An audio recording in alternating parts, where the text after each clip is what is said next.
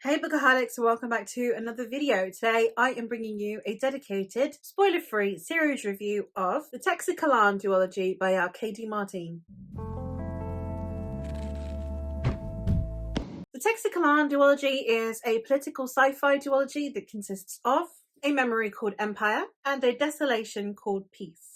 The Teixcalaan duology centers around the political machinations that are happening in this expansive empire that is in space. As usual with my reviews, I will be giving a summary and brief overview of my feelings, then I will be talking about the plot, the characters, and the world building. The Teixcalaan duology is centering around a young woman who is going to be sent as a diplomat to the heart of an empire. She comes from a moon, which is not part of this empire, much to the Empire's dismay. So she is being sent there to essentially ensure the freedom of her people. Her predecessor died under mysterious circumstances, and she has a device that allows her to access his memories. However, they are 7 years out of date. Now she needs to investigate not only if he was in fact murdered, but if that same person is wanting to murder her. It is a story that is incredibly political, about dealing with the effects of colonialism and the fear of an empire coming down on you, and how to play the game of diplomacy in these circumstances, especially when you are the vulnerable party. One of the things I really appreciated about this series is its use of language, and I don't just mean the writing style, which was absolutely stunning, but also its emphasis on communication. Not only spoken language, but body language. The way you have a character that will observe different people's behaviors with their gestures, their facial expressions, their postures, based on both the cultural aspect and the inherited mannerisms that they will have, combined with the diplomatic play that they are trying to assume. By that I mean someone very much displaying confidence even when they are clearly not, someone who is being assertive, someone who is being dismissive, someone who is being submissive, someone who very much is trying to act a certain way so that they can get what they need, and it's trying to discern whether these mannerisms that are being put on display are there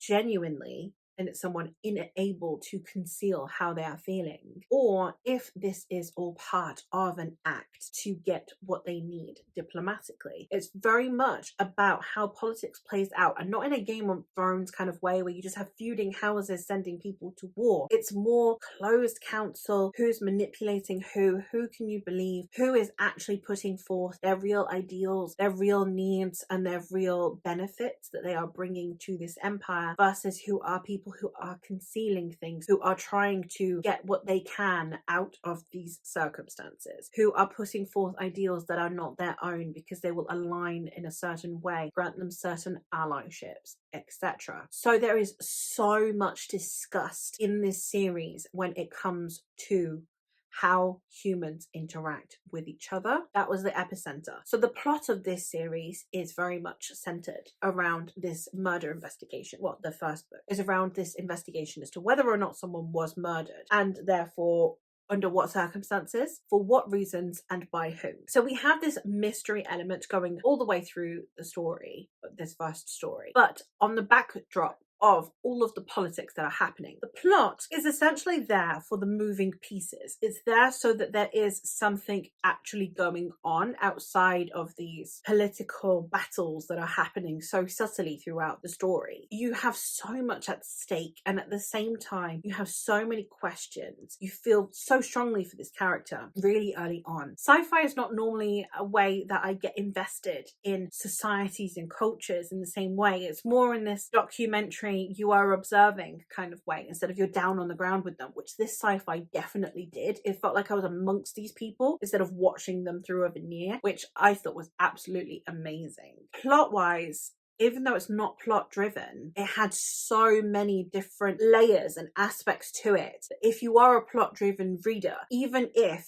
this doesn't sound like it's your thing on paper because it's very character centric. I think that you will appreciate the way the plot unfolds and all of the periphery things that are happening at the same time and how they all can feed into one another. As to the characters, as I said, I really bought into these characters. I really came to care about them. It is sapphic as well, so we do have some romance going on, but it's very subtle, and it's just characters learning to care about each other, learning to trust each other in a world where you cannot trust anyone. It's about how different people from different cultures will overcome their differences for each other. And as someone who is not living in my own culture, I live in Spain, but I am English and I grew up here. So when I go back to England, I'm too Spanish, and when I am here, I'm too English. So being around someone who is trying to integrate and mix and mingle with people who are not from her culture is very relatable to me, and I found it absolutely fascinating. So I really appreciated a lot of the ways that it discusses the importance of culture and of heritage, but also about how those are social constructs that we can overcome when we need to, and all you have to do is take the time to actually sit and learn about other people and their cultures. And I really appreciated that as well. The world building in this was very interesting. We have different types of technology and the different uses are also a very cultural thing, which if you think about it, even in our society, there is to an extent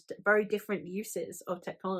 From simple things to, like, in Europe, we don't use garbage disposals. Like, that looks terrifying. Why do you need a blender in your sink? What are you doing? But at the same time, I'm sure that there are things in Asia that they will use frequently that we won't use. And there will be so many different cultural uses of technology. Now, if you make that galaxy wide, if you make it where you have to travel for extended periods of time to be able to get from one culture to another, they are going to diverge more and more, including in their uses of technology. So I thought the world building in this was fantastic. It felt almost like you could do an anthropological study of this world, and I really loved that. So if you are someone who is big on world building, especially in fantasy and the type of world building that happens in fantasy, that's definitely transferable to this one. I think it has that sci-fi element, definitely the galaxy wide societies, interactions with each other through things like spaceships. We have the technology side of things, which you don't get in fantasy. But just that richness that you get of these communities are so far apart by the ways of commuting of its time. So in the sense of fantasy, you've got to travel by horse. It's going to take you a while. In the sense of this one, yeah, you travel by spaceship, but you've got to go to the other end of the galaxy. The travel time makes for inherently different societies and communities, and that was very prevalent here. Given that it's a focal point of the series to have different communities, societies, forms of communication, types of technology, it was so thorough and so well crafted. Thematically, this series is very much about colonialism and its impact and its lasting impact. Its focus on culture was very prevalent because of its themes of colonialism, because at the end of the day, what is colonialism if not the eradication, if not dilution of existing cultures to impose your own? So I really thought that was handled in a really fascinating way, and it was very subtle. It wasn't bashing you over the head, but at the same time you could very much see all of the impact of this colonialism, and it was absolutely fascinating. So I really do appreciate the way that this author went about this entire series. It was an absolutely fantastic series. It's one of the highest on my non-fantasy series list for a reason. I would highly recommend if you are looking for a sci-fi that is just a little bit different. That is it for this review. So I hope I've convinced you to go check out this absolutely amazing series, and I will hopefully catch you in another one soon. But that's all for now. Bye!